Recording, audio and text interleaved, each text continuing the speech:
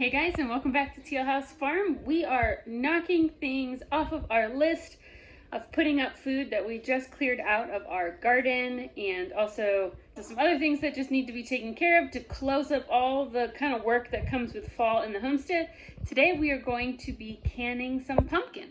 I have almost completely used up the green tomatoes. See, there's some turning red.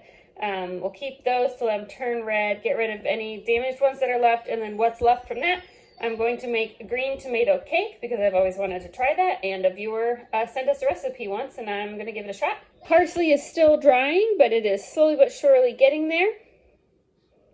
And that just leaves us with these pumpkins. So yes, those pumpkins are painted. The kids really love to decorate for Halloween. I do not love the idea of having them all cut jack-o'-lanterns. I feel like it's wasteful because once you cut a pumpkin, it starts to rot really fast. So we kind of had a trade. The big girls were allowed to cut their pumpkins, so that was 2 jack-o'-lanterns, and those just ended up being tossed in the compost pile because they can't be saved for canning. And the rest of the kids were able to paint pumpkins. And so yesterday I made pumpkin pie freezer filling, and I'll link that video below, and that came out great. But with the rest of the pumpkins, which is the majority of the pumpkins, we're going to go ahead and can them. Now, I had the kids use washable, non-toxic paint. You can decide what your comfort level is with this, but I am totally fine doing that, and I'm going to wash the pumpkins really good, and then we're going to peel them anyway, so I don't feel like there's any chance that we're getting a bunch of paint in our food, but you obviously do with what you're comfortable with. This is what I have done with years.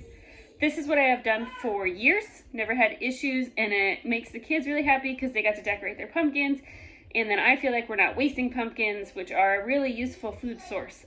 So we're gonna go ahead and can. We're gonna do quarts this year. I did pints last year, and I found that almost every recipe I needed the pumpkin for, I wanted at least a quart's worth because our family is getting pretty large and it just takes a lot more food to feed people. So we're gonna go ahead and do quarts. Let's get everything set up, ready to go, and JJ has been begging to help me can, so I'm gonna let her help me with this one because this one's kind of fun. You get to get all gooey with the pumpkin inside.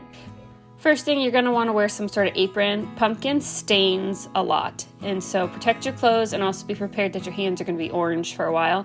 We get our quart jars out. We're gonna wash them in hot soapy water because we're pressure canning. They don't need to be sterilized, but they do need to be kept warm. I do this by turning the oven on 220, turning it off once it gets to temperature, and just sitting those cans in the off oven. You could also just wash them in your dishwasher and leave the dishwasher door closed until you're ready to use them if you have a dishwasher available to you. Next, we use a little Dawn dish soap and some hot water, and we wash the pumpkins. The paint comes off super easy because, like I said, this is kids' non-toxic washable paint. It just kind of melts off. One pumpkin had gone bad sitting on the floor, so that guy just goes out to the compost pile, but we definitely had some nice looking pumpkins left. We're gonna get our canner ready to go. It needs 2 inches of water in it, and we're just gonna put the burner on low to keep the water warm. We don't want it boiling yet, but we want warm water in our canner. We are going to can pumpkin. That's right. So the first question I get a lot, or a lot of people ask, is why don't you can pumpkin puree?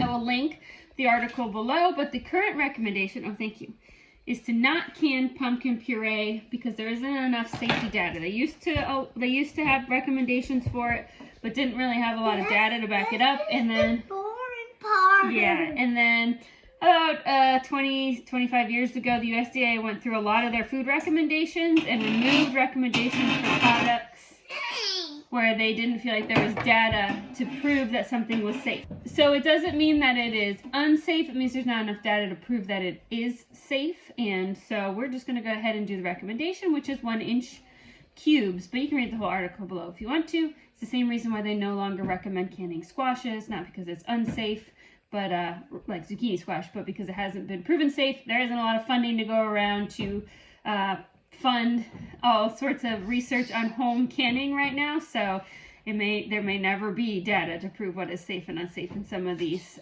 like purees and other lesser canned vegetables. Anyway, JJ's gonna help me take the guts out of the pumpkin, then we're gonna peel it. Yeah!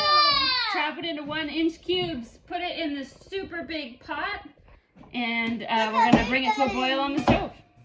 Find it easier to cut pumpkins in half, just leave the stem on, it'll pop off later. And once you cut them in half, then you're going to scoop out the insides. JJ goes to find a spoon because that's the easiest way to do it. We scoop all the seeds and guts into a separate bowl. Peeling the pumpkin is a little bit tricky when they aren't cooked. When you cook the pumpkin, like if you're mashing it up to make a puree, then the peels kind of fall right off. But when you have to peel them by hand, it takes a little bit of patience, and you need to be careful because it'd be really easy to have the knife slip and cut yourself. So I put the girls on pumpkin de-gutting duty, and I worry about cutting and peeling the pumpkin because I don't want anyone to cut their fingers. I find it easiest if you cut the pumpkin into wedges, kind of like you'd wedge an orange, and then you have a thin slice that you need to worry about peeling. And I kind of just try to pull the knife along the edge. Then we put our big pot of all of our pumpkin chunks in the sink, and we fill it with water until the pumpkin is covered with water. It takes a little bit. You have to have a little bit of patience. We have a lot of pumpkin in this 5-gallon pot. We're going to bring that pot to a boil, and we boil the pumpkin for 2 minutes. You can raw pack pumpkin. It is a lot easier if you do this boiling step. The slices fit better in the jar because they're just a tad bit softer, so you get a better pack in your jar. Then we're going to fill the jars with 1-inch headspace. And we're going to need to get a plastic knife here. We're going to run it along the inside of the jar to knock out any air bubbles. After you do this, you may need to add just a little bit more water to your jar. That's very normal. So you can go ahead and top off any jars that have just a little bit too much headspace.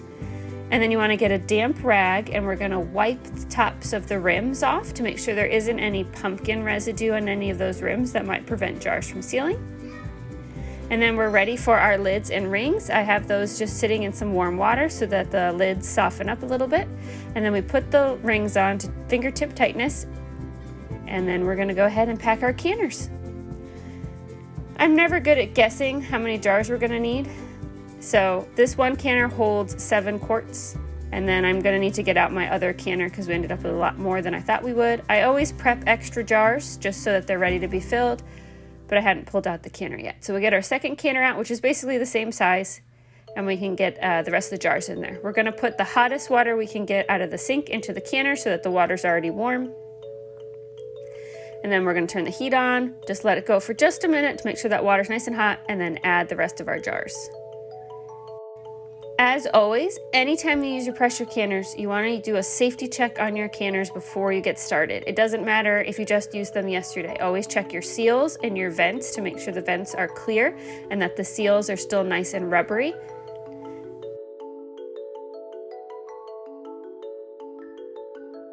Okay, we're done. We made 8, 9, 10, 11 quarts. Actually 12 quarts, but I had one not sealed right, so we have 11 left.